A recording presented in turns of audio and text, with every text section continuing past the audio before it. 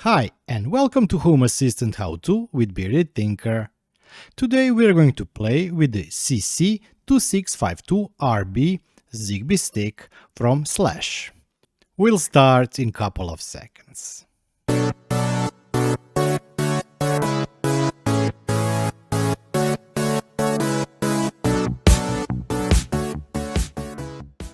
And as always, before we go any further, I really would like to thank all the members who have joined my YouTube channel.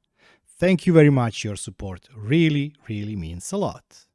And also thanks to everybody who subscribed to my channel or liked my videos. Thank you. Let's get cracking with today's video. If you've seen any of my previous Zigbee videos, you know that I'm proud owner of CC2551 Zigbee stick. And yes, I'm satisfied with it. It works okay, but on the other hand, I also have around 35-40 devices.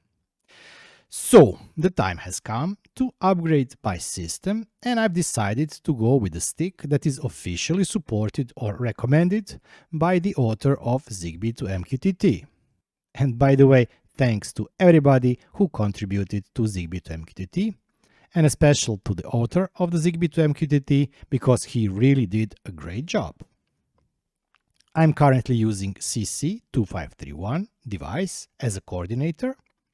On the coordinator, I flashed the firmware, the latest firmware there is for the Zigbee2MQTT, and I have around almost 40 devices, of which I would say that 30, maybe a bit less, are routers, meaning the devices that are always powered and they can extend the range and capability of the network, while others are just pure sensors like humidity and temperature sensor, motion sensor, some buttons and things like that. While I'm pretty happy how my network works, I've decided to treat myself and buy this CC2652RB device from Slaesh. The reason why I went with this device and not the other, because there are two recommended devices, was that I like the website, I like the information that I've seen, and also I've read that if you purchase from them, part of the money will go also to the author of the Zigbee2MQTT. So this is a win-win. I support two projects at the same time. What are the steps to implement this stick if you are doing it for the first time, and what are the steps for the migration? They are more or less the same. If you are migrating from the CC2531 stick, you will have to reset or repair all of your devices. So it's the same. In this video, I will not cover steps, what you need to do to flash the firmware, because if you order the stick from the author, you will already have the latest version of the firmware available. Also, there are a couple of ways how you can do it depending on the operating system you're running. So for example, if you have access to Linux machine, you can use Python to do this. If not, you can use two tools from the Texas Instruments, one called UniFlash and the other one is SmartRF Flash Programmer 2. There is also option to use JTAG adapter. Depending on what way or what direction, what operating system you are using, you may or may not need to activate bootloader on the stick. For this stick, you do not need any external debuggers or things like that. You just plug the stick to your computer, install the necessary tools, install the driver if you do not already have the driver, and that's it. In this video, I will cover steps that you need to add this stick to Home Assistant or Zigbee2MQTT. Yes, the steps can be pretty simple, but there are two things that you should look for, so this is the reason why I made the video. First thing is, if you are using Synology, no, this stick will not work out of the box. For that, we need to install the driver. Let's get started with the installation. First things first, I need to insert the stick into my Synology machine. If you are using Raspberry Pi or Intel NUC, that's the only thing that you will need to do, because your system should now recognize the USB stick. But since I'm using Synology, unfortunately, my system cannot recognize the stick. That's why we need to connect via console. Let me log in.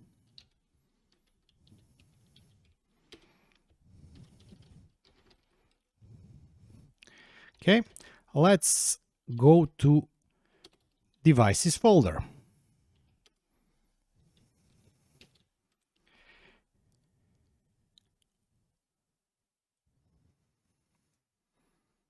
If we scroll here, we can see that we are missing USB device.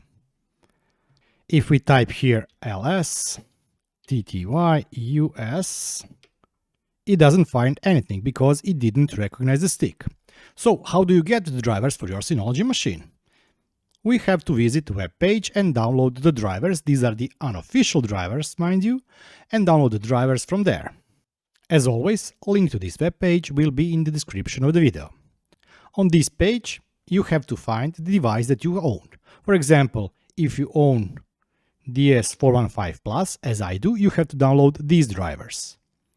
If you own newer device such as 920 Plus, you have to download these drivers. But for this video, I need to download this driver. Download. And we now have a package that we need to install on Synology. So let's go to Synology. After you have successfully downloaded the driver, and please be careful for what version of DSM, 6.1 or 6.2, and also the processor type you are downloading for, install it. We'll do it through Package Center, Manual Install, select the file, press Next, and Apply. Installation should be really fast, and the driver should be installed. Now let's go back to Terminal. In Terminal, type following: USB devices. And if everything is okay, you will see here a new device added, manufacturer Silicon Labs, and product is Slaesh CC2652RB stick, Slaesh's IoT stuff. And that's it. The driver for the Synology for this stick is now installed. And from this point, the setup is the same, no matter if you are using Raspberry Pi, if you are using Blue from Home Assistant, if you are using Linux machine or whatever. I will show you two steps. One, if you are running Zigbee2MQTT inside the Docker, and the second version will be for everybody that is running Zigbee2MQTT inside virtual machine, also on Synology, but that can be on any virtual machine. So let's do it. We'll close the terminal. If you are using Synology to run Home Assistant inside virtual machine, to add this device to your Home Assistant, it's pretty straightforward. Click on the name of the virtual machine, select Edit, go to Others, and here select the stick. As you can see, stick here has a bit different name than the one we were expecting, but this should be it. Press OK. And now let's go to Home Assistant. In Home Assistant, let's go to Supervisor, System, and let's see hardware we have here. If we scroll here, and at the bottom of the file, you will see TT USB 0, and it is mapped to the device's serial by ID, and this is the name of the device itself. So there are two ways on how you can add this stick to Zigbee2MQTT. The easiest way to do would be to use device TTY USB 0, but that is also wrong. This is especially wrong if you have multiple USB devices connected to your system. So what can happen? If you reboot your system and you have multiple USB devices connected to your hardware, during the boot up sequence, you cannot lock or make sure what device will be assigned what ID or what name. In order to avoid this, for example, you may have a Zigbee stick, a Z-Wave stick, and a weather station stick, and each time you reboot, they could potentially mix their device names. So one time the Zigbee stick can be USB 0, the next time it can be USB stick 2. So that is the reason why it is recommended for this device, but also for the other devices, that you substitute this dev TTY USB 0 with this longer device address. Let me copy this. And we will be using this to configure our Zigbee2MQTT. If you haven't previously installed Zigbee2MQTT inside your Home Assistant Supervised, you have to go to Add-on Store, click here on Repositories, and add here the URL, which I will be also leaving down in the description of the video. Click on the Add, and you will now see here option to install Home Assistant add-on Zigbee2MQTT.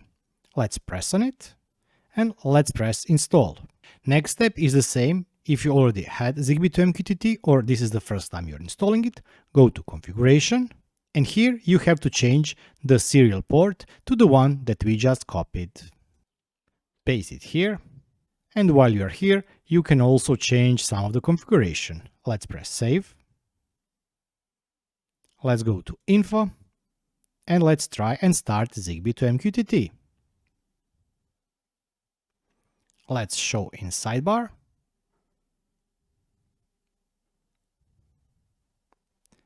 And let's open up the log.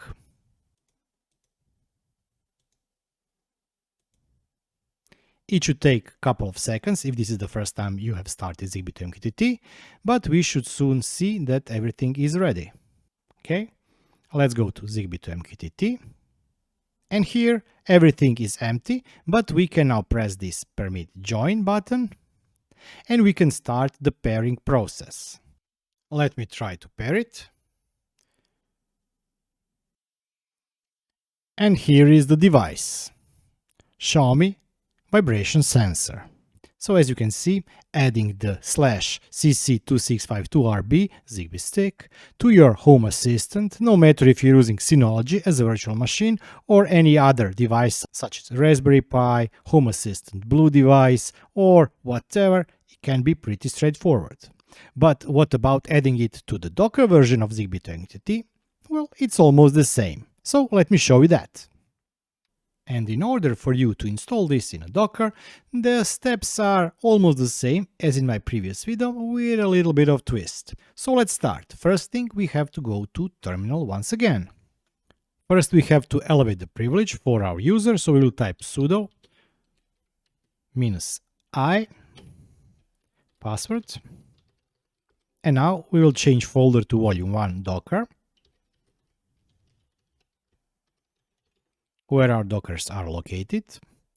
And here, let's see if we already have Zigbee2MQTT folder. Yes, we have it. I did create it, and I also created subfolder called data. And in this subfolder, I did already create two files, configuration file and the secrets file. These are the typical configuration YAML file and secrets file with the password for the MQTT.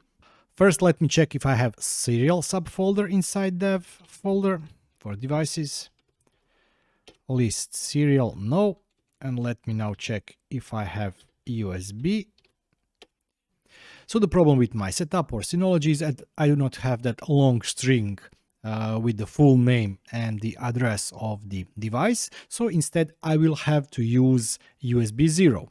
And as I said previously, if you have this longer name, please use it instead of USB 0, because USB 0 can be changed on the next boot. Good thing about Synology is that you do not have that many ports, and probably you do not have that many devices. If you do, you have to use longer names for the port.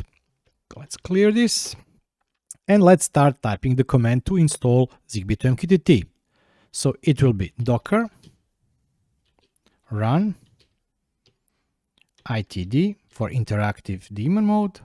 Name will be Zigbee2MQTT. We'll be using host network. Environment variable will be time zone equals Europe, Zagreb. Adapt this, of course, to your time zone. And here comes the fun part. Dev tty USB 0. So as I said, here I have to use tty USB 0 instead of that very long name of the device because I do not have option. If you do have option, please use that very long name of the device instead of this one. This will make sure that even if there are reboots, if you add some different adapters, that still every time the Docker container will attach to this specific CC2652RB adapter. Okay, and if you maybe also notice the difference with the CC2531, we used TTY ACM0 port, and here we are using USB 0 port. Restart always. Now I have to map the folder I created previously, volume 1, docker, Zigbee2MQTT, data, with the internal folder, app, data. So we are mapping the external folder called volume 1 docker Zigbee2MQTT data with the internal subfolder app/data. Okay. And the last step for us is to specify the image we want to download from the Docker Hub, and this is KOE and KK Zigbee2MQTT. And now when I press enter, it should download the image, install it, and it should attach our TTY USB 0, which in effect is CC2652RB stick, to the internal port of the Docker and make it available there. So let's try. If we now go back to Synology, in Synology let's go to Docker,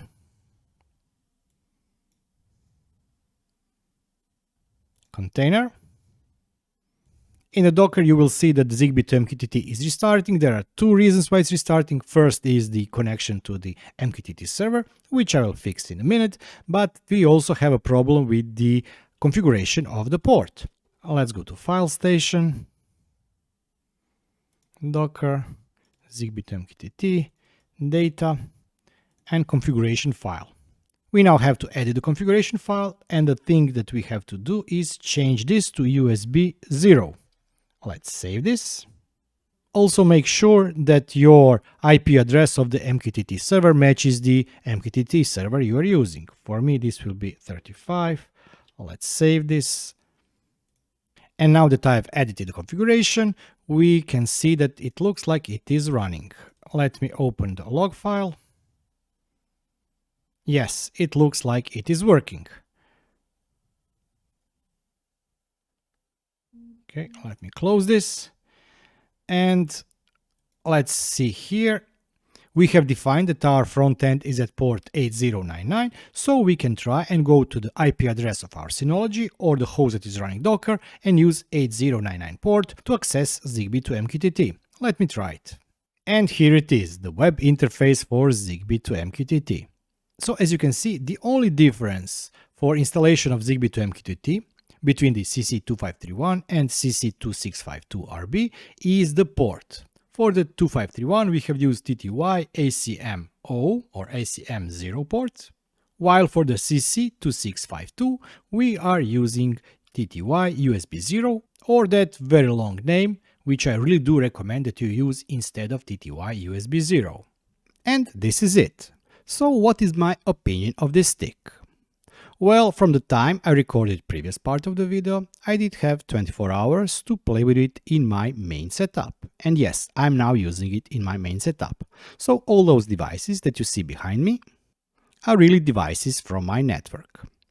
I did manage to do transition from CC2531 to CC2652RB stick in around 2 hours.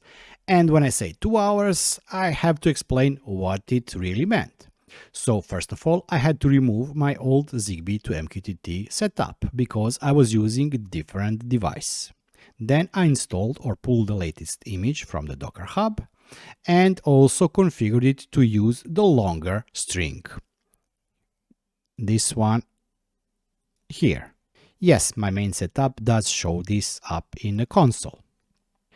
Next thing was to hook up the device or USB stick itself, and I'm using 1 meter long extension cable because it's always a good idea to move this stick from your device, especially if you have a router nearby, and I do have a router, access point and a lot of other devices, so I use this extension cable to move away the stick from all the interference. Next step, of course, was to add or pair devices, and I was doing it one device at a time. And all devices paired from the first time, which is something you really would also expect. There are two issues I'm currently still having. First of all is Xiaomi humidity and temperature sensor that I'm using in my bathroom. I was unable and I'm still unable to add it to my network. But I also remember once I removed it previously from my CC2531 network, I also had problem with adding it once again to it. So I will try a couple of more times and maybe even replace the batteries, because who knows, the batteries inside are 2 years old and maybe device is not even working anymore. The second issue I'm having are 3 or 4 light bulbs, and those are the brand new IKEA light bulbs I got. So for example, in the dining room, I have 2 bulbs from the IKEA. One is the old one, this is the right bulb, and the left bulb is the new one. I've added both of them or paired both of them, but I also have IKEA switch that I use to, let's call it that, override the home assistant, or my wife uses because she wants to use the switch to turn the lights on and off. So I can use home assistant, I can use automations to trigger them, but I'm unable to bind this switch to both of them. I can only bind it to the old light bulb and not the new light bulb, and this is something that has changed from my previous setup. The same thing is the living room. Out of 4 bulbs that were bind together in a group previously on one specific switch, I can now only bind 3 of them. And guess what? The one I cannot pair is the new IKEA light bulb. And then again, the same issue in the kitchen. Out of 3 light bulbs, 2 of them are new, and I cannot bind them to a group. I didn't even try or bother still to use this user interface and try to do it here, because all the times previously I used IKEA switch to bind the lights directly. So yes, this is the problem.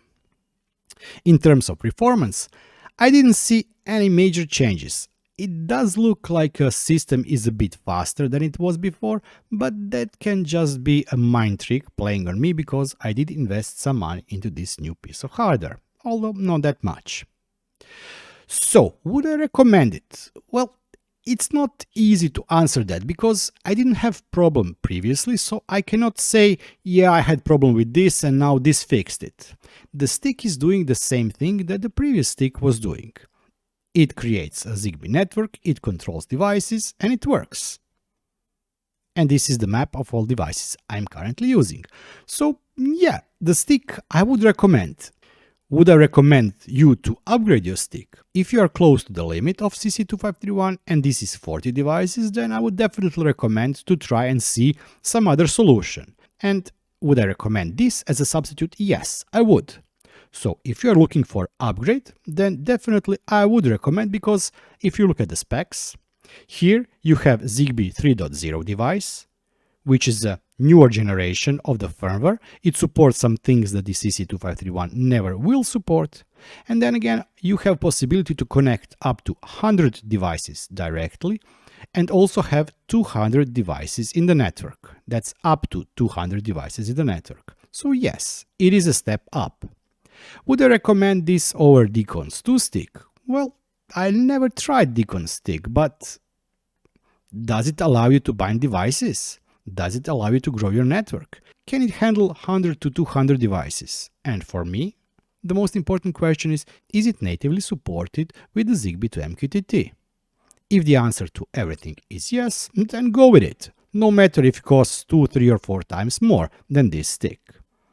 But as I said, the choice is up to you. If you have Deacon stick, if it's working for you in your setup, then I do not see any reason to go with this one. But as I mentioned previously, this stick is recommended by the developers of Zigbee2MQTT, while Deacon's is currently only in experimental support. And this is it. Nothing more to say, nothing more to add. I will definitely be looking at the performance of my network. I will be testing it a little bit more. I did try to fast flip switches. Everything was responding quickly, but as I said, I will give it a couple of weeks to see if everything really is working as advertised or as it seems now. I really do hope that you find information in this video useful. But if you still have any kind of a comment or a question, you can always find me on the Discord server, and the link to Discord server is, as always, in the description of the video. If you still haven't subscribed, please subscribe and hit the bell button so you get notified of future updates. And I will be seeing you next time. Until then, bye bye and have fun.